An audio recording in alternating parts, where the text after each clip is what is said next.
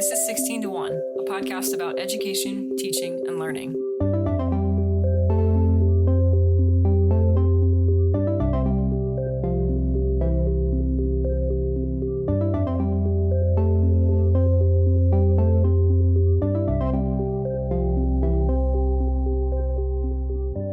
Hiya. Hey, How are you doing? pretty good. How are you? I'm good. Yeah. Been a busy week. A lot of work. It has been. A lot of work and very few hours of sleep. Yeah. Yeah. Mm-hmm. I'm pretty exhausted. Have you hit I'm like pretty done. another wall? Yeah, I'm not. This isn't peak, It's that's just for sure. a series of walls that we're crashing into at high I just speed. think there's only walls from here on out. We got Girl Scout cookies. We got Girl Scout cookies. I mean, I really have so little to share because the highlight has been getting Girl Scout cookies. Yeah. Honestly. Oh, we've been watching a new show called Good Girls. I mean, it's not new, but Yeah, it's new not to new. us. It's good. But it's fun. It's just kind of like Mm-hmm. semi-trashy TV, and we're having fun turning off our brains to absorb it.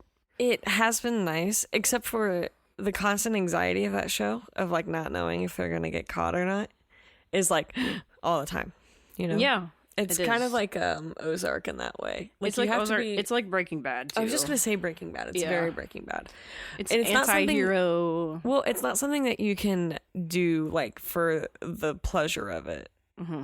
Oh, I bet we have a new Stanley Tucci show to watch. That's what we should do. Oh, yeah. We Cleanse should our go back to our palates. Stanley Tucci. That's what we need to be Yeah, doing. we forgot to watch it. Okay, this now we're weekend. really done. Let's Okay, hurry now up we and get need through it. it. Okay, all right, here we go. Ready? What are we talking about this Stanley week? Tucci needs me in Italy. Oh. He doesn't know that. I must go to Italy. I must Stanley go. Tucci. To Stanley Tucci. No, the show is good, but again, it's like a little stressful because the whole time they're trying not to get caught. So I don't know if this is a good time for the show for us. Now that I'm saying that out loud, I'm not sure if we're Sounds making like it's ourselves. affecting you more than it's affecting me, because I'm not anxious about them getting caught because it's a fictional TV show and that's fine with You my don't ever mind. you didn't feel that way about like Heisenberg at all? Oh, I mean, like, it's interesting insofar as, drama. Oh, it is stresses me out. Interesting. It does not stress me out. Oh, it though. causes me stress No. because it's always like, this is it. I mean, was that way there's with, like tension. There's like, but I was that tension. way with Ozark too. Mhm. Ozark was one that when we've talked about it before, but we watched it early quarantine at like April in Ohio, which is just like it's either really really great or just gray. Mhm. And we were watching it on like only rainy days for a while, Mhm. and I remember being like, we need color somewhere because there is none. So you're not affected by TV shows that way. That's surprising. No, to me. I don't get stressed about them. But you get like awkward by proxy of watching people be awkward. So like well, that I makes mean, there you. are moments that there are definitely moments that are cringe, like Oh, okay. just the sort of pathos of watching, whatever. But I don't. It doesn't stress me out for sure. Yeah, it stresses me out. Yeah, it does not stress me out. Good to know. Yeah, We should just go back to Schitt's Creek. I think that's the answer. just watch Schitt's Creek over and over and over and over again. We haven't worn it out yet, so. No, I still put that on when I just want to chill and have something enjoyable playing in the background. So yeah. Okay. Okay. So this episode, Yeah. today we're just going to do kind of generally discipline and what it looks like in schools Mm-hmm. and what it does, and just sort of going over how teachers can go about. I don't know. It was hard for us to research, I think, because it really is a school by school, district by district thing. Mm-hmm. And so the research even that Chelsea was finding was pretty general in terms of, I mean, there are obviously really clear things like the disparities of race being affected by discipline. But as far as like what you and I remember, what we were talking about disciplining growing up and like what it is now, it looks different. But I think it's like still doing the same thing, I guess. Yeah. But just has a new name, like everything in education. Yeah. I mean, I think there's recently been some more research around these things than there ever was before, because people just assumed, okay, you just cane your kid and that's how you Yeah. deal with And I the think we're going to problem. see a shift in discipline when everyone returns from remote learning. Because there's gonna be a shift for sure in that. Yeah, is there even any real is there any discipline in a kind of traditional sense happening with remote learning? Like, what can I you mean, our even remote do? students get truancy letters and things like that. Truancy letters? Yeah. That's about I mean, it, though, remote right? students who are being disciplined or being disciplined because they haven't done their remote work. Like, unless they're threatening one of us in an email, it's pretty limiting. But I mean, they're still getting truancy letters. Like the school resource officer still has to go there, you know. It still goes through the court, but I guess like a lot of these things we typically think of as options for disciplining students, like detentions and suspensions. None of that really has any context in a remote. Well, I just meant I think the shift will be because they're going to be thrown back into maybe, for sure in our school, right, a more contained environment than they left.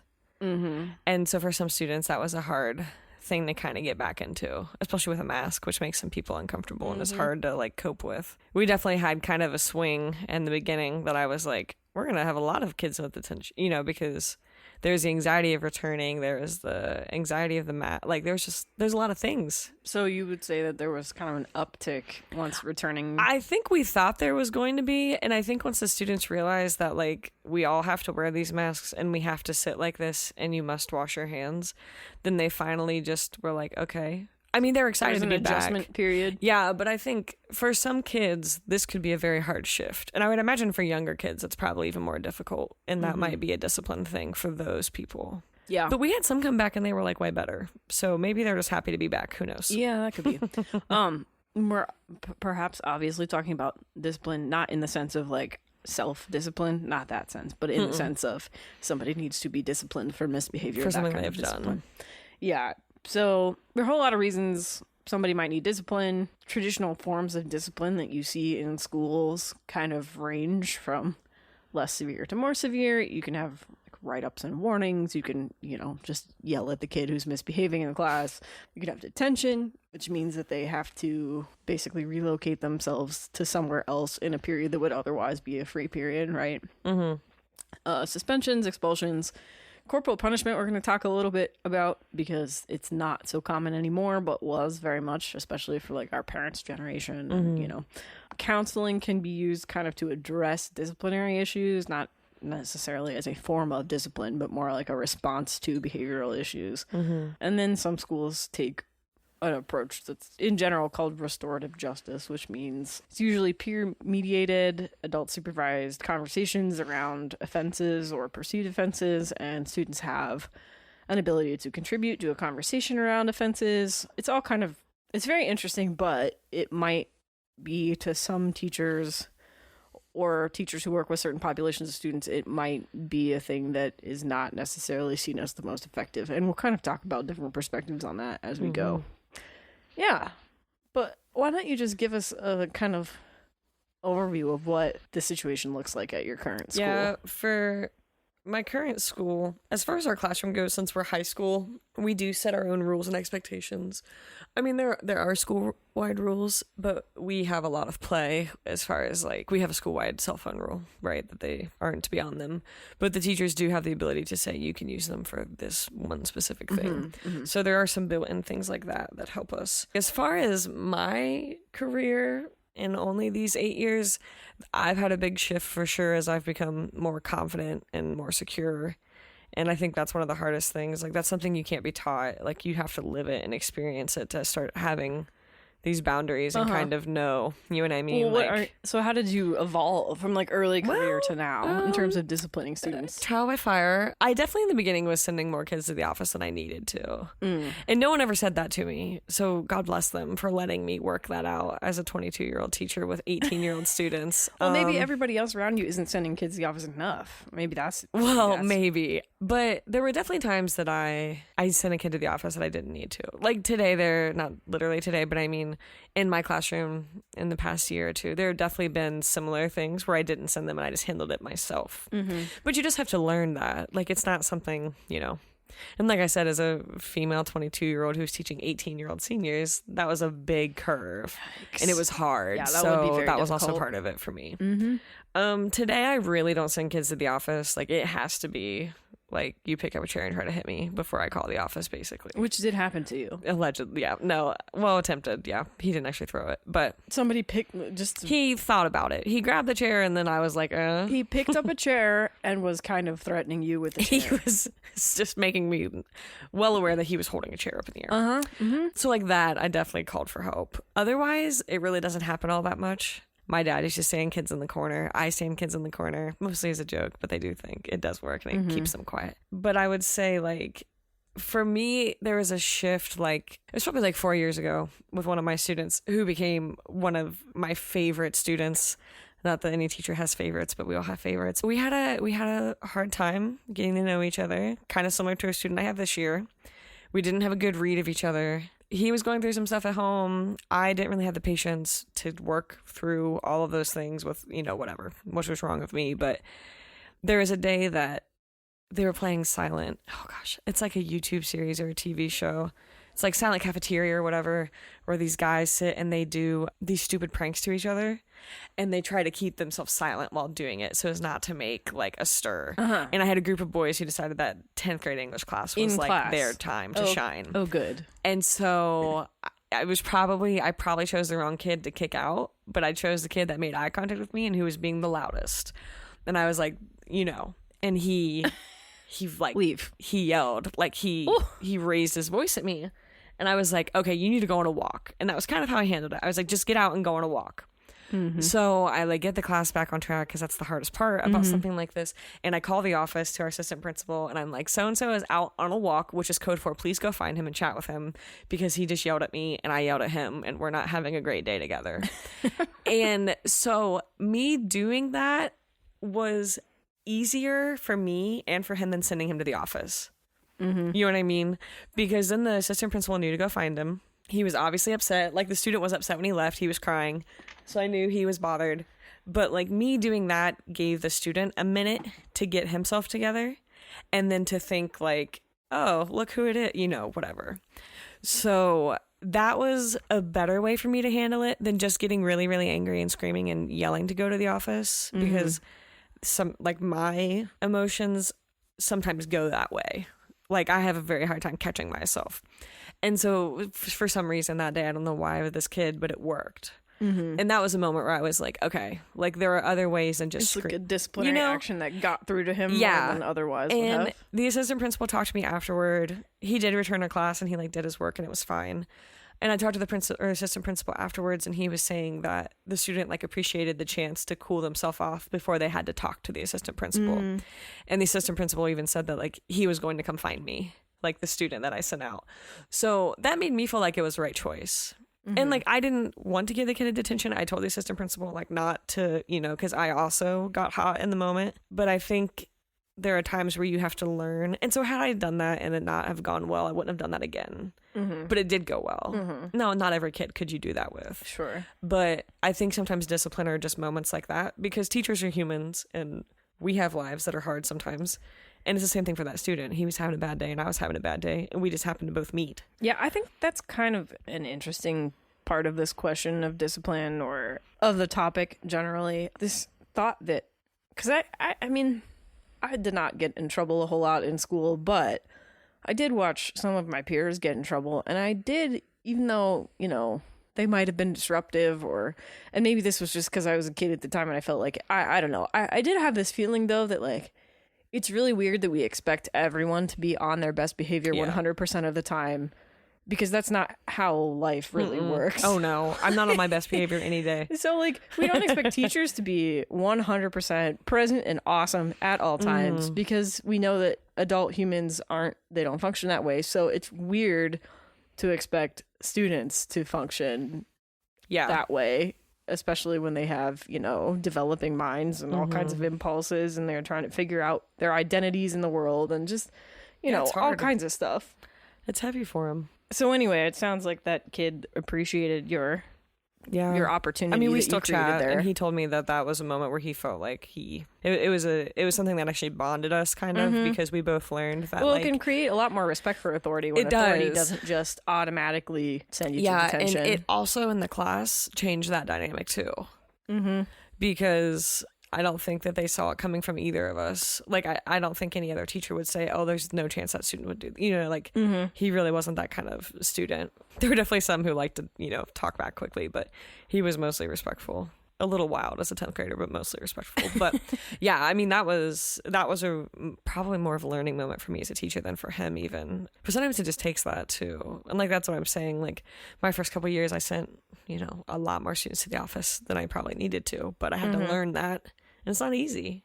And because it's scary. I mean, it's a hard thing to learn because you're alone in the classroom. It can be weird to discipline somebody because it feels like you're doing something wrong. Even if you're just following the rules, it can feel like why aren't they just doing what I need them to? Yeah, it can feel bad and gross to have to discipline students. And I don't want to. And I always tell my kids, because we have a referral form, I'm like, you getting sent to the office is paperwork. Do you know how much time I have for paperwork? None. So if I send you to the office, I'm just going to stick a sticky note on your back and be like, bad child, goodbye.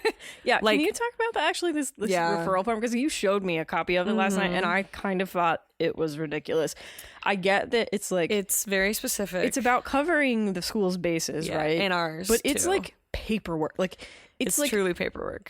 It's a form, and it's not a short form where you're just like, here's the reason. There's goodbye. A lot of options. It's like there are like 100 check boxes. It's like, here's where you write your description of stuff. Did you intervene? How did you intervene? How often? Teachers who need to fill that out do it after the fact, because you can't do it during or before. Like, sure. It still just seems like it. What I don't like about it is that it kind of creates an environment where it feels like teachers aren't trusted to just do the discipline thing that needs to be done. Yeah. But I also understand that, especially now, and I think this is becoming increasingly the case, parents need to GTFO and let educators educate. Yeah, I agree with that. And there obviously. are like... Parents are getting more and more, at least if our community Facebook pages are any indication. Yeah, parents are getting more and more up in teachers' businesses. I'm sure that remote learning has a lot to do with increased pressures in this, but basically there's more and more distrust for what's going on in the school from parents. And I don't really know why in a general sense that it is, but what it's doing is causing more situations where it's like, okay, let's fill out a giant form every time a kid has to be disciplined, instead of a teacher just being able to be like, hey, look, here's the reason. It's like, well, we got to have it on record just in case mommy and daddy call about their little Timmy. Well, yeah, I mean, I get what you mean by that, but we also have to have proof and support and things like that. So if we are going to escalate something to a more serious out of school, we have to have on our end our paperwork in order. Especially with kids, like, say it escalates as far as needing the school resource officer, right? Because we're dealing with a legal thing, then we have to have these. Like if a kid brings alcohol or tobacco to school or something like that, that requires probably documentation because that's not legal. No. Right. But these are good. I mean, like, these forms are important for like fights a lot of times because they document who was in a fight. So then in the future we can go back and be like, oh, this is not the first time. Let's not sit them together at the desks in their next class. So some of it is just for the sake of remembering. Some of it is obviously to cover our butts, which is what a school needs legally. Sure. But there are a lot of things you can check. There's a place where you write in what happened. You have to talk, like, you're trying to write down times and specifics, and you're trying to remember what you said and what they said, or what they said to someone else, or what you saw. So it's usually what happens, though. Like, those don't really happen all that often in my experience, but like earlier this year, I came upon a fight. I heard kids yelling and I went to it. And so I went directly to the office and told all the administration everything I saw and heard. And then I asked them, like, do I need to write this up? And like, they were all taking notes, so I didn't have to. Sure. But like, I just would sign and say, But I also want to do that to cover my butt, because I don't want it to be like, oh, well, so-and-so, this teacher, Miss Whatever, was there and she didn't tell anyone. Like, that's not, Yeah. So, and I mean, also because we're dealing with teenagers, so it's always their word against the other word. So there's really no, Could be a slippery slope. Yeah. But I mean, other than that, like, our admin pretty much decide the punishment once it gets moved to them. Now, I could go and say, like, this kid gets a lunch detention, or this kid needs a after school detention or before detention. Saturday schools, I think, have to be assigned by administration, but it's based on, usually you get a Saturday school if you do something X amount of times, and then it goes to there. But once it gets to them, offenses. Once it gets to them, like tardies, like once you have so many tardies, you have it a Saturday school. So like, those things aren't really up to us at all, which I like, because I don't want to have to be the decider of the fate. Sure. Like, I appreciate that. So I've always felt supported when I did take a kid to the office to know that something would be handled. It may not always be what I thought was right in the moment, but Sure. They have much better knowledge of it than I do, luckily. So we do have a serious zero tolerance policy for things like fighting, if there's like bullying or harassment, things like that. What is that? So what? Those are like automatically go to the office. Like there's no room in between. Do they have like automatic suspensions and automatic? I think it depends on which it is. There's evidence to suggest that zero tolerance policies don't always work that well. Yeah. No, I agree with that. I mean, I think we're going to talk about this kind of down the line of the episode too, but like there's a lot of, they're just, for even all kinds of these different options for discipline, there is an increasing body of study suggesting that the forms of punishment don't actually fix the problems that they're meant to address. Yeah. Now, you brought up a really good point when we were planning this, in that, okay, so maybe an out-of-school suspension. These are the ones that, where you remove kids from school, those are the ones that are very heavily criticized for not really being effective and not helping students address root causes for disciplinary issues. So anyway, out-of-school suspensions or expulsions.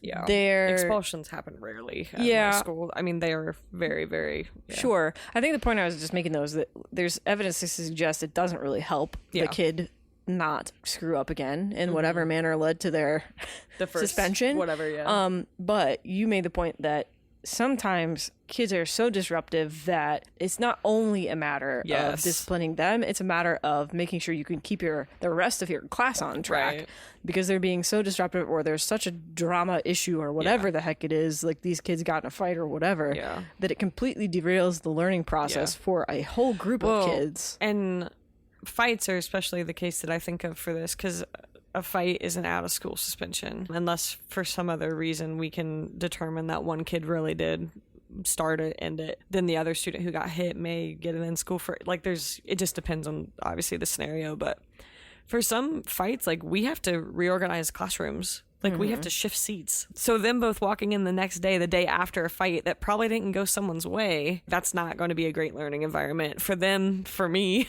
for everyone else. So there is a safety, I think, net that's part of it that isn't always a focus of the conversation. And no one in a school is going to say that they shouldn't be there. But there's also things that we have to do to protect the rest of the kids. You're also a mandated reporter, which means what exactly? Teachers are required to report things that we hear that are deemed dangerous to the student, to their self, whatever, like something illegal. Yeah. So sometimes when kids will start venting, I'm like, okay, just so you are deeply reminded of this.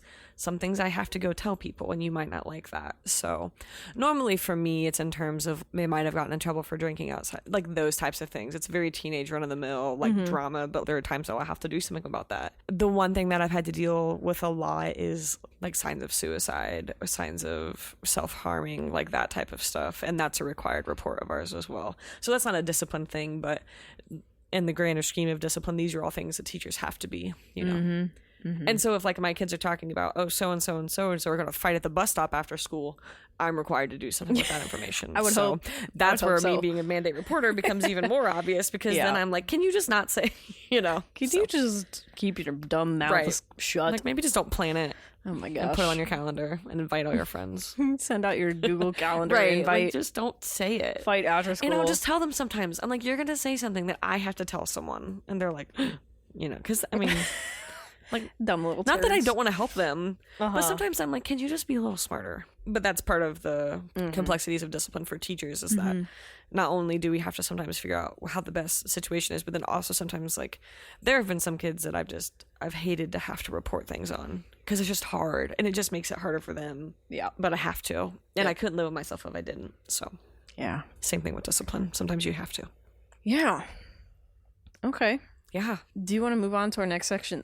This is interesting to me because it kind of is a throwback to we talked about some of these statistics in our school to prison pipeline episode, but discipline disparities with different populations of students, especially in the U.S. This is, again, always focusing on the U.S. because that's what we know. But in the United States, African-American students, and especially boys, are disciplined way more and often much more severely than any other demographic. So we saw the kind of results of that in the school to prison pipeline, because when you reach the end of the road of reasonable discipline measures that you can do in school, unfortunately the natural next step for some of that can become things like juvenile detention, or anyway, a lot of the stuff we talked about in the school to prison pipeline. And just to back all this up, we're not making this up. According to the U.S. Department of Ed, African American students are 3 times more likely to be suspended and expelled than their white peers. Research overwhelmingly suggests that when given an opportunity to choose among several disciplinary options for a relatively minor offense,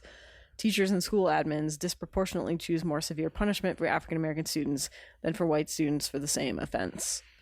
Even when controlling for factors such as family income, African American boys are more likely to receive out-of-school suspensions than white boys for the same behavior within the same school. Which I just...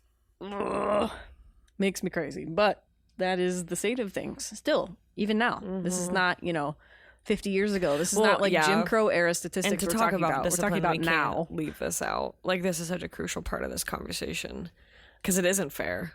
And it's only that way to, non-white people, basically. So, anyways, carry on. Sorry. No, go ahead. I mean, do you want to talk about the National Academy of Sciences study? One recent study published by the National Academy of Sciences, and they used federal data covering more than 32 million students, and that was around 96,000 schools. And their study showed that, quote, the disciplinary gap between black and white students across 5 types of disciplinary actions is associated with county level rates of racial bias. Yep. There are some other high power studies that have shown, quote, increased racial and gender disproportionality for subjectively defined behaviors in classrooms and for incidents classified as more severe, and that black-white disciplinary gaps emerge as early as in pre-kindergarten and widen with grade progression. Yeah, that doesn't surprise me. Disparities in exclusionary forms of discipline have been shown to be mitigated in classrooms run by African-American teachers. Surprise, surprise. Yeah. This just blows my mind. And like, so many conversations, particularly in education, there's like conversations around black-white achievement gaps and like all kinds of stuff, and we keep talking about this over and over and over again though. But like, there's a tendency of some people to push back on this and say, well, okay, but maybe they're just being more hostile or some like horribly racist bullcrap like that. But like, they're for the same offenses. That's the important part of these lines of study, is that 2 kids, one black, one white, will do the exact same misbehavior, whatever it is. And get different. They will receive different severity and punishment. And it's always or biased. Punishment at all. Yeah, to none. Or punishment at all. And it's biased in favor of the white kid. That's just the way that it works. And for me, it's very difficult to argue against that. It's just like, I'm sorry, but this is like just the facts. It's the same offenses. So what can be motivating that? Other than racial bias. I really wonder. Yeah. So anyway, that's a problem that we're still dealing with in this country. Well, and the other portion of this was that those discipline, like the measures of discipline that are used, vary on socioeconomic status. So while high-income students are often reported to receive mild to moderate consequences, which might just be a teacher reprimand or a seat reassignment, right? Like your teacher moves you away from whoever you're, whatever. Okay. Low-income students are reported to receive more severe, sometimes delivered in a less than professional manner. So you might be yelled at, being made to stand in the hallway. Whoops, maybe I shouldn't be putting them in the corner, but this is different. I'm sorry. I don't ever put kids in the hallway or in the corner anymore. But I do remember growing up, kids got put in the hallway all the time. Actually, they were completely removed. But anyways, it says that sometimes these are delivered in a less than professional manner. So that's like having your belongings searched, things like that. And that's also a reflection of not only race, but socioeconomic status. Yeah. And so I put with this is like AKA Brock Turner kind of stuff. And his is not discipline in the terms of like the school, but that's more like the justice system. Yeah, but yes. He's who came to mind when I was reading this. Yeah, privileged white males, especially. How dare he ruin his life? Whatever. Anyways. Yeah, it's the same kind of... As the story goes. No. So the Brock Turner story, he raped someone and got off, a woman, basically. Yeah, got off. That story is very, I think, it's a good reflection of this problem, how a judge can look at his case and be like, well, we don't want to ruin this promising young man's life by dealing him the consequences that his actions deserve. Right. You take that same offense committed by a young black man, and it's just, there's not even a question he's going to jail for a long time. Also, Brock Turner's whole thing is also very heavily situated because of his socioeconomic status. Yes. So, is that the affluenza kid, or is that some other kid? No, that was a kid. Oh my gosh, do you remember that? They're affluenza. it's basically the same story but different crimes. But essentially, like when they were dealing with Brock Turner, they were like, oh, we can't ruin his life. I think he was like a Stanford student or swimmer or something like that. But yeah, that was part of it. The moral of the story is that if you're white and if you're socioeconomically privileged, you're much less likely to be punished for the same crimes that your peers, or, you know, offenses in the case of school discipline that your peers commit. So unfortunately, it's true in the school system and it's true in the judicial. It's true all over. All of our systems are broken. Yep. Okay, so one of the things I wanted to talk about as part of discipline is a little bit of a history of it. Mm-hmm. And so discipline, as far as like being disciplined in school, like it goes back to basically the days that school started. Like, so there's not like in 18. Yes, people have always disciplined other like, people. Everyone's for always been misbehaving. disciplined. Sure. Like parents have always been like, pull your, stuff together. I think part of the problem here is that there hasn't necessarily been there's a lot of research on more recent research on methods of discipline, but there isn't, I wouldn't say, a whole big body of work on the history of discipline in schools. I don't know how important it is. Like, yeah, maybe it is, maybe it isn't. I'm sure some scholar somewhere is going to write a PhD thesis on it. I would love to read it. But I would be very interested in it. So I'm going to talk about corporal punishment, which we are too young to have ever been in a school where that was a practice. Yes. So in 1977, actually, the U.S. Supreme Court ruled in Ingram versus Wright and their decision that school corporal punishment was constitutional. And so that left states to decide whether to allow it. It's constitutional. So the Supreme Court was just like, we allow it, you decide. How did they do that? Was this like because it's like, what, freedom of expression or something? You're free to express your rage on somebody's butt with a paddle? I did not read into the details. I really want to know about that court case. So I'm going to look that up for next time, and that's going to be what I learned next time. Yeah. So I'll include the link for this article because it was pretty interesting. Yeah, because I want to know now. Yeah, it was about, there's a table that I'm reading from, and it's the list of states that have banned corporal punishment in public schools in chronological order. Okay. Okay. So reminder that this happened in 1977. Okay. The court case. Yeah, the court case that says it was constitutional. What I like about this, and maybe what we all do, is we owe New Jersey an apology. Because New Jersey got rid of it 110 years prior.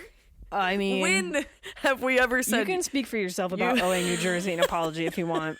But having lived in New York, I feel like I don't ever need to owe New Jersey an apology. Maybe just like a little cracker of credit. No. Okay. Well, I was still impressed.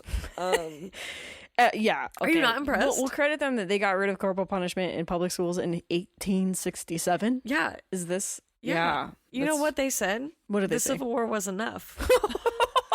Oh my God. Are you serious? I mean, well, that's 1861, 1865. So this is post that, but still. Yes. No, that was you joking. They didn't they didn't literally say the Civil War. No. Do you think I'm going to read a whole article about New Jersey's corporal punishment beliefs? No. I was jokingly saying we forgive them, but only for this one thing. I see. Regardless, I do think it's interesting that a state did it then. That's quite a ways maybe I'll back. look into it because I bet there was something that happened that they were like, gotta get rid of this. Because it's like the warning on the shampoo where it's like lather, rinse, repeat, but only is like needed, It's one of those things. Oh, yeah. Do you not get the... No, I get it. Okay. Yeah, I get it. Well, anyways. A majority of these... So that was like... New Jersey's the outlier. Yeah, no. So something like Massachusetts was 71. It's 1971, not 1871. Yeah, sorry. So something horrible must have happened. That's what in I'm New saying. Jersey, because everything horrible always I have happens to in know. I'm sorry, New Jersey. I'm really going to look sorry. into this. So 1971 is the next. So from 70, okay, so leading up to 77, we have New Jersey, Massachusetts, Hawaii, Maine, and DC. Well, DC was in 77. So really just New Jersey, Massachusetts, Hawaii, and Maine had already banned it. Okay.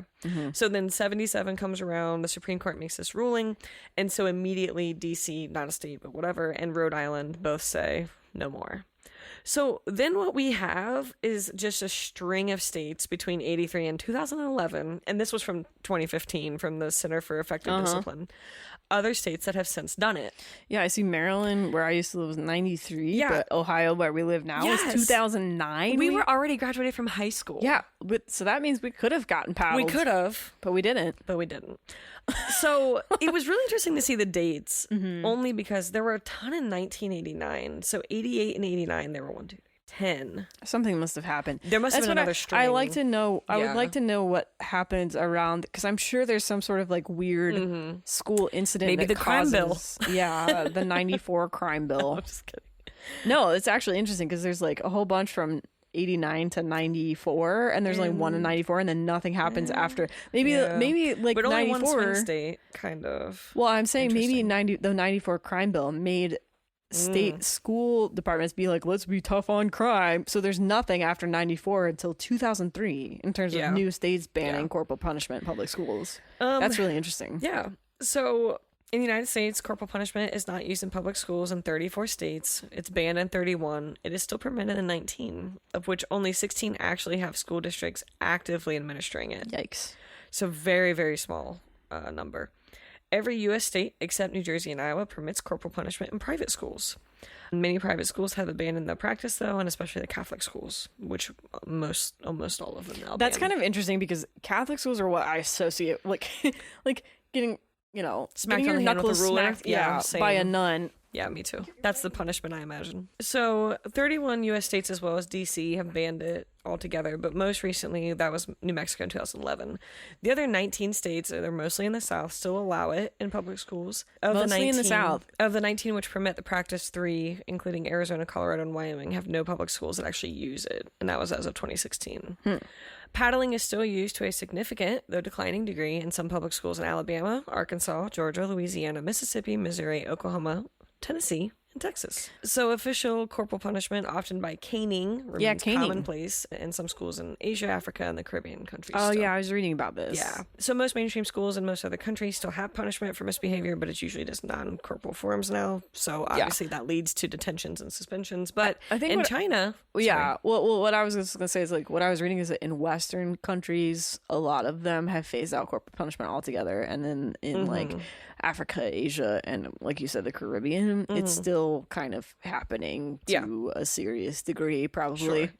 Yeah. So actually China has completely banned it under this Article 29 of the Compulsory Education Act of the People's Republic of China. Supposedly, right? But supposedly it's banned. It says that it's still really commonly used in rural areas. So basically, and then the last thing was just about Australia. They have banned it in public schools as well in all states, but there are still some private schools in Queensland and the Northern Territory that still use it. I guess we should say that, like, because the Supreme Court said it's constitutional, it could still happen pretty much in any private school that you want. No, whether or not it's been banned at the state level for public schools does not affect private school disciplinary issues. So I grew up with like a competitive high school. One of the schools that we played a lot of times in like sports was a Catholic school.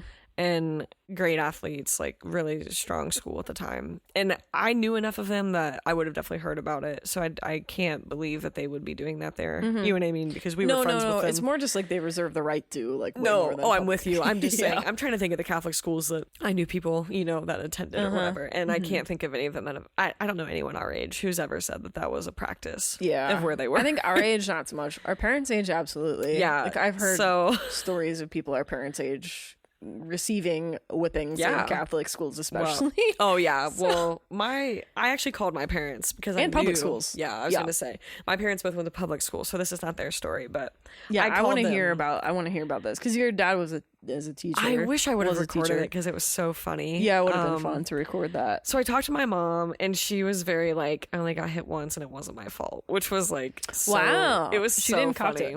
Interesting. No, she totally, and this has happened to me as a student too, but basically they were in like study hall, they were acting up, not like her necessarily, but the people she was around in this room, and the teacher was like losing control, and he had told everyone to be quiet, the teacher had. So the teacher had told them to stop talking. My mom needed the pencil because it was study hall.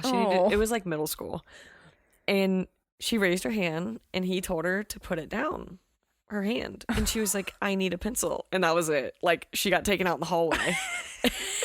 And she was like, wrong time, wrong place, right? Like, that's really interesting because I might be making this up, but I'm having like a recovered memory of my mom talking about getting paddled once in school, and I think it was for the same kind of thing where it was like, it wasn't exactly like she raised her hand, but like somebody misbehaved and the whole class got paddled. That would make, I remember her being like livid about it, teacher, even retelling that stuff does happen. Like, sometimes it's just the kid that you can catch and that's not fair, but man. So that's my mom's story. Your mom's like, I didn't do it. She She said it hurt because I was like, well, like in my head, I'm like, what, how did this really feel? I don't know. I don't want to find out. But she said she went home and was pretty upset. And her mom. Well, it's totally demoralizing. It is. And especially for her, like she would have never, ever done that. Yeah. Like ever. She's a good girl. Oh, she's a rule follower. And like in school for sure. So she went home and she said my grandma was kind of upset about it and talked to my mom and was like, do you want me to call the school? And they went back over the story and my grandpa got home and they were like, well, you did speak when you weren't supposed to.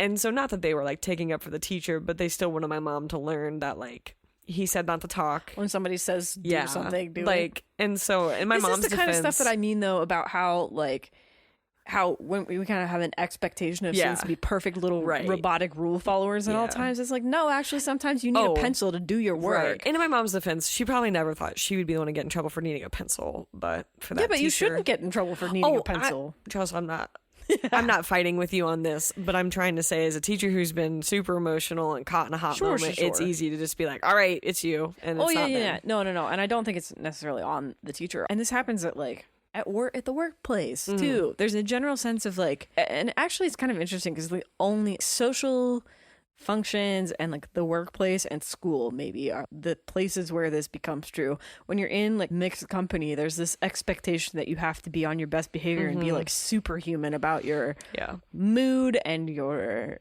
expectations of you and your behavior. And I think it's kind of weird that we don't that we can end up in situations like that. That's all I'm saying. I'm not saying that people can't have frustrating moments just because of the heat of the whatever. But I mean, like, that's like the most human thing of all time. So, like, I mean, my mom got paddled, which isn't great for her, but I mean, how many times have I snapped at you and it didn't need to be at you? It was about something else, but you just happened to be there. Like, that's basically what happened to my mom. So then I called my dad, and that's not the same story. He was guilty all 3 times. All 3 times. He had like a ready to go written record of, I mean, it wasn't written, but he basically knew. That tells you that he knew he deserved it. Yeah. Each and every time. He was like very specific about what grade he was in. He did. He remembered who he was with. Yeah. What he had done. So he got paddled in 3rd, 8th, and 10th grade. 3rd, 8th, and 10th. Basically, all of them were just him and his friends being stupid. Yeah. Like, they're not anything like my mom's story. Like, my dad was guilty of all He was 3. like, yeah, I did it. I deserved it. And he said it was pretty common. And I asked about his brothers because they were ornery like him. And he was like, oh, I'm sure they did. But he said that they didn't, like, call home. Like, the school didn't call home and tell his parents that he got smacked. Like, which I felt like, can you imagine today? Oh, my gosh. But anyways. No, I think that's part of the problem. Yeah. Like, that's what I was talking about earlier about that report you have to write up. It's like, well, it's so you can send home a packet of proof of why your child misbehaved to the parents. Whereas for our parents' generations, like, you just deal with it. The kid's misbehaving, they're misbehaving. They get punished. The end.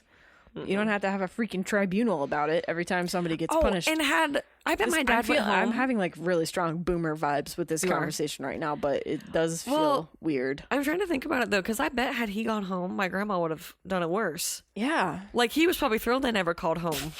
He probably didn't have to tell her, you know?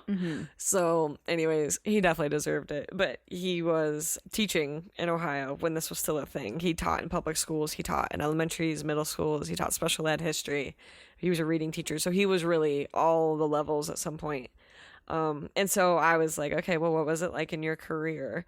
And he said he started teaching and it was mostly 8th grade boys. And he said they got paddled quite a bit, as he recalled, which I don't know how to give you a number for that. Okay. But to know 8th grade boys is to know that they needed paddled. So yeah. He said he only ever paddled one kid in the elementary school, and it was because he was doing something really dangerous, as his story was. Yeah, I remember he was like standing on a filing cabinet. Yeah, and my dad was like actually worried he was going to hurt himself. He said that he believes, he didn't remember exactly, but he thinks it was over close to 1990 in the school, and they basically just had a meeting and was like, okay, you're not going to do any more paddling. And he said teachers were like upset because it was an effective discipline in the school. I can imagine old school dudes being like, excuse these are the me, teachers who are I can't paddle him anymore. Like in 100%. My dad tells a story. Oh, you know the teacher. Oh yes, but yeah. There's a teacher who really only kind of like probably in the last 10 years retired from the school where you teach now. He was gone before I got there. Oh, he was? Okay. Yeah, well, he used to sit and chain smoke in class. Yes. Because that's just like what you did at the time. But he taught my dad math, and then he taught me math. It was kind of funny. But Yeah, anyway. that is funny. So in my head, these are those people, like, and I didn't check with any of my staff members. There may be a couple that might have been teaching when this was still an option, but probably not very many, if any, who would be At there your still school? that long. Yeah. There are probably a few, but not Yeah, many. but no one that I wanted to go be like, tell me about the, So my dad did say that it was great because it did set an example. And it didn't matter if it was male or female. He said that you had to have a witness if you were going to paddle a student. He said that, can't remember if he said he only paddled one female or not, but one of the one female that he told the story of, he gave her the option of like writing something out 200 times or getting a paddle the next day. And she chose the paddle, and then he did it, and she couldn't believe he did it. Like, she didn't think he would. She was basically calling his bluff. She had a choice. Yeah, no, she had the choice. He said that one of the paddles that he used had a crack in it. He didn't know it. And he broke it on the kid, and he said that the kid was like just beside himself. And my dad didn't tell it in the way that like this kid was in horrible pain, but more just like he couldn't believe that a paddle, broke on him. And also, I should add that a couple of these kids that my dad told stories about are like they're friends with him on Facebook. So like They've gotten over it. This was part Their of traumatic childhood experiences. They've grown out of them. Yeah, and so when he returned in the middle school, he ended his career as a middle school history teacher, and that's when I was in middle school. He started putting kids in corners, and so his quote when I was on the phone with him, I was like, so why? And he was like, when people ask me why I put kids in corners, I told him it's because I couldn't paddle them. So I mean, we're talking about a dude whose career started in like what, 1980, you know what I mean, like, or mid 80s basically.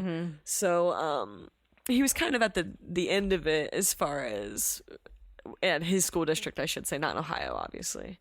So to hear him talk about it, it's kind of funny. I mean, I can't imagine what it would have been like to be in school and know that that was an option. Can't imagine what would have changed about how we acted. Yeah. I probably would have done some things differently if I knew there was a chance of that. But I don't think I would have. I was scared of even the slightest punishment. mean, there were definitely like squirrely things that I did with friends that, I probably got away with it because I was a teacher's kid, which helped me. I don't think too many of them would have done it then. Yeah, or maybe they would have because I it was definitely me. got away with stuff, but it was more like ornery instead of actual rule breaking. No, I'm with you.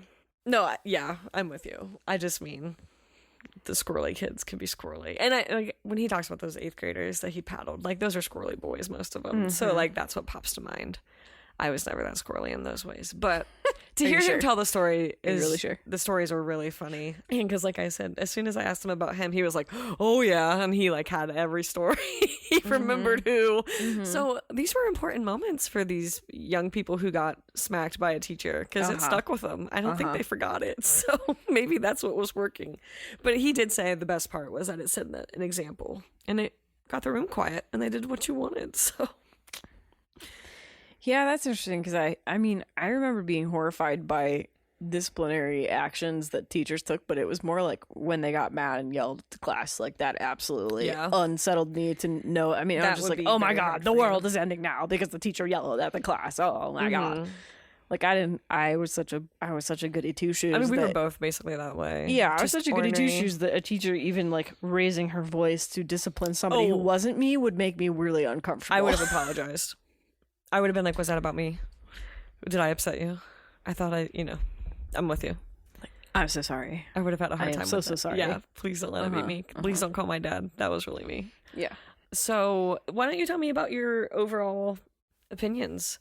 I see on the notes that you just wrote, I'll wing it, whereas I wrote out 6 bullet points in a paragraph. So I'm going to let you wing it. Yeah, I'm going to wing it. I mean, I think I've already said some thing along the lines of what I feel here, and it's mostly that a lot of, especially with these corporal punishment stories that we're talking about, they're not effective means of adjusting behaviors for the offending students.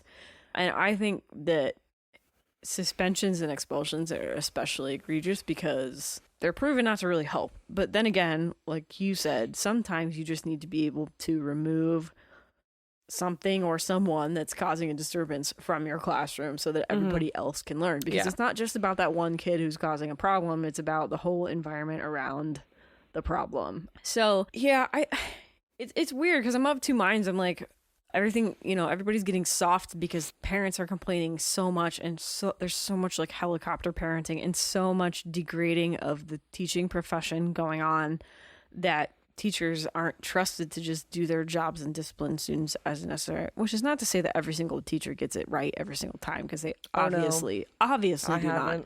So like that's not an excuse for like bad behavior on teachers' parts, but it's like, if your kid works at a Fortune 500 company, you don't get mad at that kid's boss if that kid's boss like does some sort of disciplinary action because the employee is misbehaving. What I think what I'm saying is that there's special and intense scrutiny on teachers that I don't think is deserved. I mean, especially because the salaries of teachers are not commensurate with dealing with that much bullshit from parents. Like, it's just not. like the amount of times you have to justify and the extent to which you have to justify every decision you make to parents of students who make it, and these parents are often making excuses for their students rather than saying, oh, okay, thank you for disciplining my child because they need to learn how to behave. They're like, oh, my little Timmy, he's such a perfect little angel. He would never misbehave. It's like that kind of stuff that is happening. Again, the only kind of evidence I have is anecdotal, but I have a lot of friends who are teachers, and I would say that the frequency with which I'm hearing this kind of discourse is it's increasing. It has increased a lot over the last 2 decades. I don't know what's causing it, but I just think that teachers face an undue amount of scrutiny. But I also do think that certain disciplinary measures are basically barbaric and probably should not be used. So, it cuts both ways. It's like, yes, there is a problem with not being able to hold students accountable for their, misbehavior, but there also is a problem with the methods that we have traditionally used to punish students don't actually help to solve any of the problems or behaviors that put them there in the first place. So, I don't have an answer, but those are just kind of my thoughts about it. So what about you? No, I'm with you. I mean, I've already told basically most of it as you did. I think some of the discipline that occurs is for the teacher, right? Like, it's as much an effort for us to regain control or composure or to pull something back together. Because when you have to discipline someone, it can mess with the class. It can mess with the dynamic. You can lose, like your cred as far as like what kids know they can and can't do with you. So especially as a female teacher, that's been really hard to learn because it's different for female teachers than it is for male teachers. Yeah. I did have a kid tell me the other day that I was the bad cop teacher. And bad cop. And I took it as such a compliment because I feel like I'm notoriously a pushover. Oh. And a softie as far as like they could email me and just be like, oh, I had whatever at That's home. cute. And I'll be like, you can turn it in late. And they probably don't need it. And they probably just didn't do it. And so, but my dog ate my homework. You're like, is your dog okay? Is your dog okay? Does it? Yeah. Let me see a picture of the dog without the homework. So I was flattered to hear one of my students say that. And I think it's probably because I have learned to actually do more of like, I think they know that they can trust me. I think they know that I'm going to keep my word. I think they know that I'm going to stop it when I need to, but that we're still going to have a good time. And I think that's been my only goal maybe as a teacher is for the kids to know where I stand on things and to know how far we can go. Yeah. And so the kid, I remember what he said, but he was like, if I end up getting one phone call, it's probably going to be you. You're going to rip me, but you'll pick up and it won't be fun, but I won't do it again. And I was like, I accept that. That's a compliment. There's nothing wrong with being that person. So I feel like I have a pretty clear line in the sand, and my students know that. And they know when they get near it. So anyways, I think that's a good position for you to be in. And I think it's like you're respected, but you're also like, and that's all I care about. But you're also not known as punishing for the sake of punishing. No, it's like, but when I think about earlier times in my career where I sent a kid to the office or had a problem that I had to do referrals, they didn't respect me, and so it's like because like too much punishment being applied. Is that why? Probably because I was too quick to throw them out. Like things like that. Like I think it bit me. Like they felt like they couldn't push your boundary. Yeah. Like they're like, okay, you're cool if I can push your buttons a little bit, but has to be a line. Yeah. But the line is too close to me right now. Yeah, the line is you. You are the line. Mm-hmm. But earning respect is the hardest part of teaching. Because you don't deserve it from any of them for any reason other than just you're the teacher. That doesn't mean they will. Anyways, I think that there's still a lot to be learned from discipline, but like I said, I think it's a two-way street. I think some of it's for the teacher. I think some of it's for the student. I think we have to hold kids accountable, but we have to do it in an equal way. And there's just not a lot of that, obviously, when we talked about these disparities. But I am thankful to feel like my school district is set up in a way that I feel that I can take care of myself and do what I think is fit, and also have the support to say, maybe this isn't the one, or this is the one. So, and I'm thankful for that, because I know that I'm going to be heard. So, and I think that's important. That's good. Yeah, it makes me feel safe, which is not something teachers always feel. So True. Happy to have it. Right. Okay. Fill in the blank. Last episode's question. Yeah. You want to read it? I will. So last episode was released 2 days after Mardi Gras. And so the question was, this would have been the week to be in New Orleans as Mardi Gras celebrations popped up all over the city, even during a pandemic. One of the most celebrated parades celebrates this king, the king of the carnival. What is his name? Rex. Rex. Which is also, I think the clip in that wasn't the Easter egg was about. Yeah, the Easter egg was us realizing. King. Because I said Rex is just the word for king in Latin, and you were like, oh, so the Tyrannosaurus Rex is just the king, because Tyrannos is Greek for king, so it's just like king, Tyrannosaurus Rex. Not anyway, wrong. The king of the carnival, his name was Rex. The facts are true. He's the king. Facts king. are true. So this episode's question: the release date of this episode, which is March 4th, used to be the last day of a president's term. Which I didn't know this. That's the lame duck used to be lamer. Even more lame.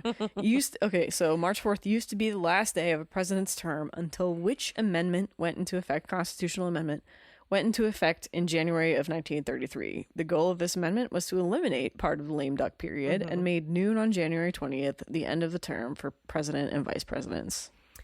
Which amendment? One thing I read about that as I was researching a question was that part of the reason that there was such an extended time in between the election and that date was because George Washington had to get all the way to New York City. I was going to say, there weren't freaking roads. Yeah. So that probably had something to do with it. He actually had to get from Mount Vernon to New York City, which would not be quick. Which is where the capital was at the time, right? That's where because I've seen Hamilton, I know that. Yeah, we all are now Hamilton-esque scholars. Anyways, but that was one of the reasons they had made it such a long period, was because literally Washington had to get his booty there.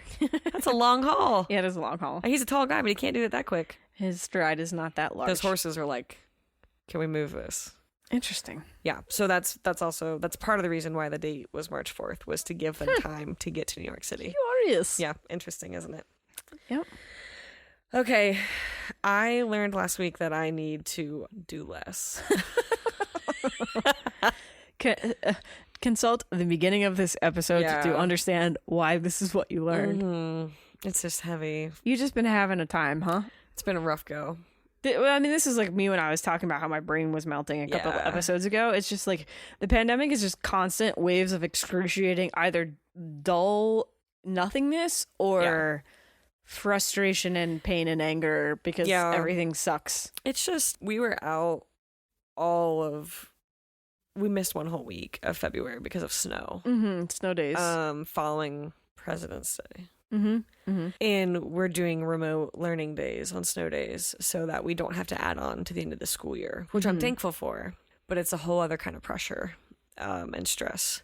And so it was a lot more work to be home that week than to be at school that week, that's for sure. And I fell back into the thing that you were dealing with as well when I was in quarantine in November, but also when we went into quarantine, was like separating work and home, and like it's hard to navigate it when, as a teacher, I feel like I kind of always have to be on call and have to always be available. Yeah.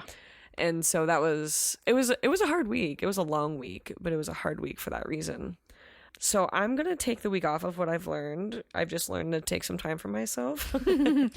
I did one less Google for this episode than normal. That's okay. No, but I just mean, I think you just have to, what I'm learning is I need to listen better to myself to be like, I'm really at, because this has been one of the most stressful weeks of the year for me. And so it was something I let build and just didn't deal with. And I should have. Story of my life. Future Katie, right? It's a future Katie problem. Damn her. Present Katie hates you. Old Katie, future Katie, I hate you all right now. So yeah. Current Katie is sitting here. Yeah. So what did you learn? I taught you this. You did. You taught me what I learned. I technically win. So we're playing this game. I mentioned it. I'm pretty sure I mentioned it last episode, didn't I? Called Valheim, where you play it's a Viking survival game.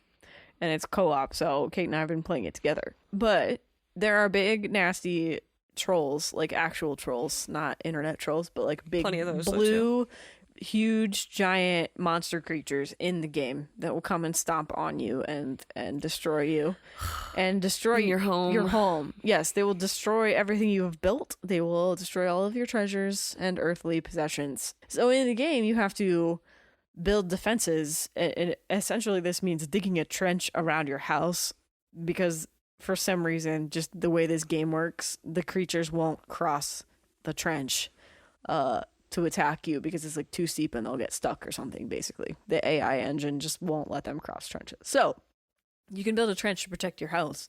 And then I was like reading some tutorials about how to do this, and they're like, okay, and then just have like one single fortified point of entry for the house, so that's trench most of the way around, and then doors in. So I was like, I feel like we need to have some sort of like double gate system.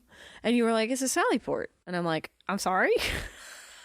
And like, the things that my brain decides to cling to. Yes, but of the two of us, which one of us would be, generally speaking, which one of us would be more likely to know what a Sally port is? Which one of us is like Jurassic Park had Sally ports, so I'm gonna say me. Okay. But which one of us is like the Renfest nerd? Because this goes all the way back to it does. Sally, and so port is just from the Latin for the word door, so that one's easy. But sallying is like a type of defensive strategy. If you're getting attacked by a large army, you sally forth and you go and attack some blah blah blah blah. Anyway, Sally ports. Forth. Sally ports. That was tally ho. Tally ho! I'm going to sally forth and tally ho. Sally ports it's kind of like a double protected system where it's like a door behind a door. So you got like a wall in front of a door. So you can exit from the one door in a protected way and then exit from the second door, and you know you're going to be in deep doo-doo if you exit the second door, but you're at least like, it's just basically like two sets of entries into a castle or a fortification or whatever. And so I was like we should probably double gate this, because I was like, we were talking about how they do this in restaurants. Yes, this is especially prominent in New York, but like in the winter months especially, they'll put these weird little temporary structures that are like kind of just like plastic cubes in front of their doors. So you open that door, get in, and then you go into the actual restaurant entrance, and it's to keep heat and cold, especially to keep heat in the restaurant, cold out of the restaurant. So it's like kind of like a little miniature Sally port. But so I didn't know that there was like a name for this. Yeah. And welcome. You just knew that somehow. So that's what I learned. I did. I learned about Sally ports. I learned it at the zoo. The zoo. Well, the wilds. Yeah. Oh yeah, the wilds. That's where I learned it. It's a wildlife tours. refuge. My uncle volunteers there. But that's where we are. That's how when you go on their like open air safari ride, that's how they talk about the Sally ports. Well, that's how you get into the areas because they have like rhinos and big scary animals there. You're on like a bus with like the top half is off, but your bus is like open air or whatever, but they like take you in one gate, close it behind you, open the other gate, take you in, and then that's how they make sure the animals don't get all the way out in, which is Jurassic Park. That's the same thing they had Jurassic Park. For the Jeeps. Cool. So I taught this week. You did, and I learned. You learned this week, Professor Kate. Okay, anything else? No. No. We have reached the unceremonious end. Goodbye. Yep, it's over now. Goodbye. We'll see you next episode. See ya. Bye.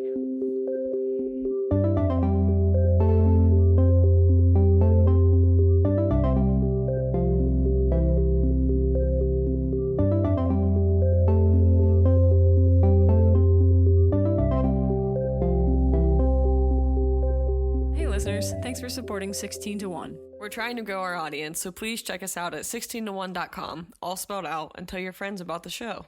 On our website, you can find links to follow us on social media, an archive of all our old episodes, and a contact form where you can get in touch. Thanks again for listening, and we'll catch you next show. A screaming cat.